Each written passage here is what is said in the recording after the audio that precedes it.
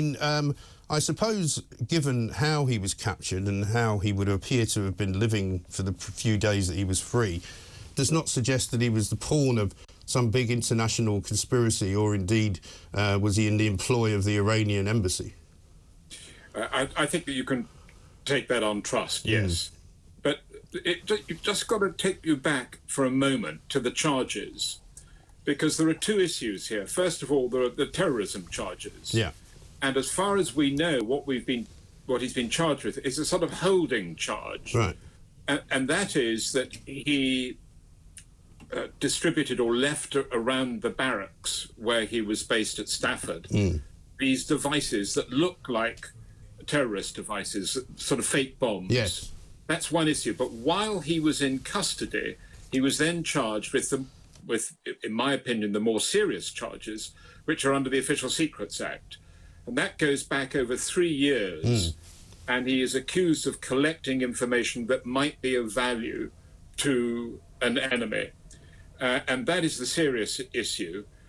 But the fact that he was put into a Category B jail surprises me in one sense, but I don't think that he was ever a danger to the public, personally. No.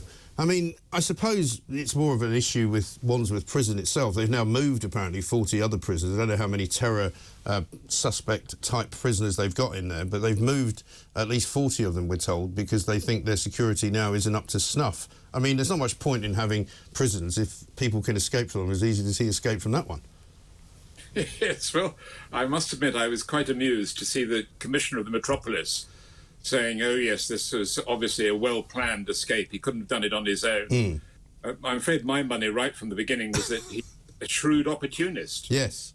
Yeah. He saw opportunity, ducked down behind a vehicle when the chance came up. He was in no hurry. Any time between now and January, he'd seize his opportunity. He got his chance, and away he went. I don't think that took a great deal of sophisticated planning.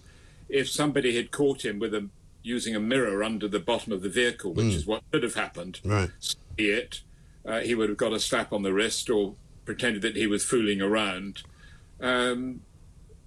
All credit to him. Well, quite. Although, as it was pointed out over social media at the weekend, you know, escaping from Wandsworth Prison underneath a lorry, which doesn't appear to have been watched, to end up being found a few miles away in Chiswick. You know, not exactly Papillon, is he? Well, I think Papillon would have been very disappointed, but not to mention the lady at Wandsworth Roundabout, who saw him apparently popping out from under the truck. Yes. I mean, I suppose we should be pleased that at least they did catch him, albeit it took them a few days. But I mean, it shows that at least in that department they know what they're doing. Yes, and you mentioned that department, which is quite important because I live in Fulham, and less than half a mile from my front door is the Counter-Terrorism Operations Centre. Right. And so all of this has gone on within a mile or two of the nation's most sophisticated counter-terrorism operations centre. Right. Yes, and so if they can't catch him there, then where can they catch him?